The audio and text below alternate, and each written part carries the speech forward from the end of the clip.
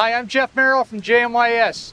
There are an almost insurmountable number of things you can do to look after your trawler. There are routines, chores, various tips. We've collected a series of them in a group of videos we call Trawler Skills. We hope you'll learn something here. We've enabled the comments on our YouTube channel so that you can get back to us, and we hope you enjoy watching. Hi, I'm Trawler Specialist Jeff Merrill. I'm in San Diego, California today aboard the Nordhavn 57 Stormhaven. I'd like to talk a little bit about the ground tackle and anchoring system that this boat has because I think they've really done a great job of setting it up. We'll start with the Ultra Anchor that is 176 pounds. There's 400 feet of chain. There's a swivel that attaches the anchor to the chain, and I know there's a philosophical debate on whether you should have shackles or swivels. I'm not going to get into that right now. There's a chain stopper. It comes to the windlass itself, which is an electric windlass. All that chain drops down into the chain locker. And the bitter end, the last link of the chain, has a 100 feet of polypropylene line tied onto it so you could cut the anchor away if you need to. So just a couple things to get us started. The Maxwell electric windlass has two main components. The upper part is the winch or the capstan, the drum, and then the lower part is the chain wheel or the gypsy that has pockets for the chain to go into. Most people will leave the windlass set up like this, but you can isolate and separate the drum from the gypsy with a clutch release bar. This is an example of the clutch release bar that we have. I'd also like to point out from a safety standpoint that wearing shoes when you're doing anchoring is very important. I'm wearing my shoes up here. The clutch release bar goes into the head of the windlass, and you want to step aside so you don't get trapped.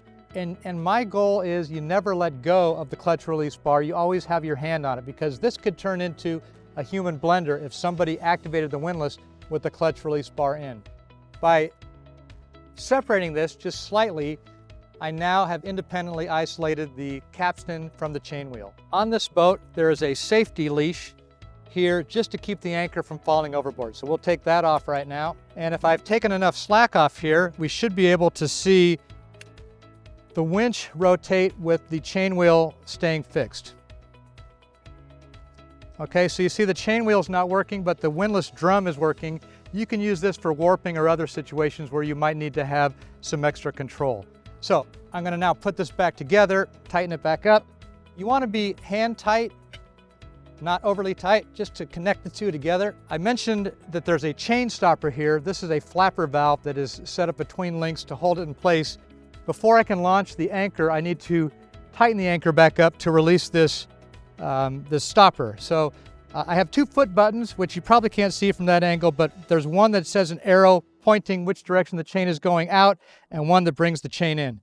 I like to cover the button that I'm not using so that I don't step on it unintentionally, and I'm opening up the button that's going to bring the chain back in, with my goal being to release this stopper. Okay, so now I'm going to throw the stopper forward. Now I can free fall the anchor. I can let the anchor out. I'll close the foot button, open up the arrow going out, and I can launch the anchor. That will let the chain go out and the anchor go out. I can also close this button, use the clutch release bar, and I can free fall the anchor. Now, a lot of people don't like to do this, and there's a reason why. When the chain is down the chain locker, over time it can start turning into a ball, which could get stuck and would not come out through the deck pipe. So you have to know that the chain is properly flaked down into the chain locker. But if I take some pressure off here, I'll be able to free fall the anchor. So if you need to anchor in a pinch, you want to drop the anchor and chain quickly, you can take the clutch release bar and you can free fall the anchor. What you want to be careful about though is that you don't have the anchor go on the bottom and all the chain piles up on top of it. You can use this when you know your scope, how much you're going to let out to hit the bottom, and then have the captain move the boat back aft, and you can slowly free fall out and let out more chain. Once the anchor is set, and that's a separate video to talk about that, you want to take the load off the windlass. The windlass is designed to raise and lower the anchor, but it's not designed to take the load or the forces that the anchor will have when it's on the bottom. So I'm going to put the stopper in place. I'm going to adjust this just slightly. The stopper's in place. I have slack here on the chain, and I'm going to take that slack out. You want to be careful with your hands on the chain. All right. So now all the load of the anchor, which let's just presume that it's set right now, is on this chain stopper. There are two very common ways to secure the chain to the boat without putting the load on the windlass. Right now there's no load on this windlass.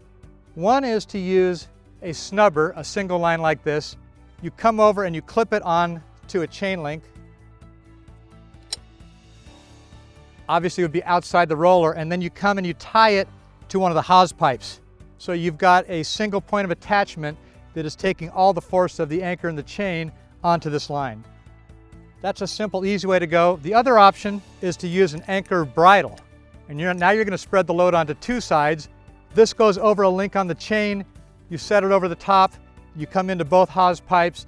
And now this bridle is taking the load of the chain and distributing it evenly to both sides through the hawse pipes. So those are just a couple of tips I wanted to point out on anchoring. We'll try to get some footage of actually doing the anchoring, but I wanted to just go over some of the key features of the windlass and the chain wheel. Another important consideration is marking your chain so you know how much chain is out. On Stormhaven, we have an actual guide up here, and at 50 feet, we have white.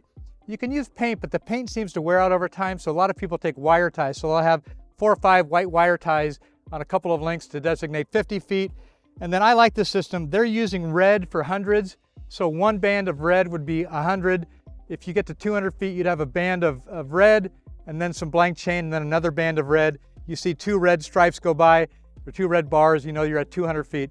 All right, well, we are now done. We're ready to go to a new anchorage and it's time to bring the anchor up. I've already taken off the bridle.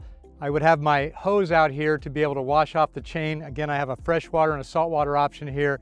The goal is to knock off the mud as it comes up on the chain before it comes on deck. On the Nordhavn, you actually have a recessed anchor well with drains on either side, so any muddy water is collected up here as opposed to streaking down the whole foredeck. All right, so you still see there's some slack. I don't have any load on the windlass, and I've got my chain stopper on. What I'm gonna do now is bring the chain in. My stopper is now loose, so I'll rotate that over, and the chain is running forward. There's a roller up there with a channel on it to keep the chain centered in there. And another nice feature on Stormhaven is there is a round plastic roller on the top to help keep the anchor in the whole channel here. There's the swivel. One thing to keep in mind is as that anchor is coming over the roller, you change the angle of attack to the gypsy. The chain stopper here acts as a fair lead and gives you a nice clean run onto the gypsy. I've seen boats and been on boats where I brought the anchor up when it got to its critical mass high point.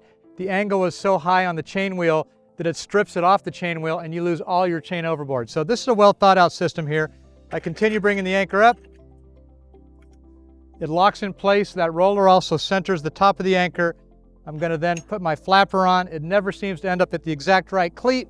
Close this button, open this one, and now I've got it locked in place.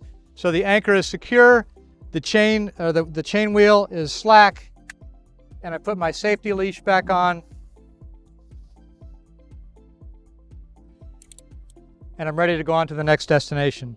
There are many books, many articles, probably other videos you can watch. Anchoring and stopping is one of the most important parts of trawler ownership. So there's a lot to think about here. That's just a little orientation beginning deal. I hope you found it helpful. And if you'd like to know more, you can always call or send me an email. It's jeff.merrill@jmys.com, and my cell phone is 949-355-4950. Stay tuned for more training videos from JMYS.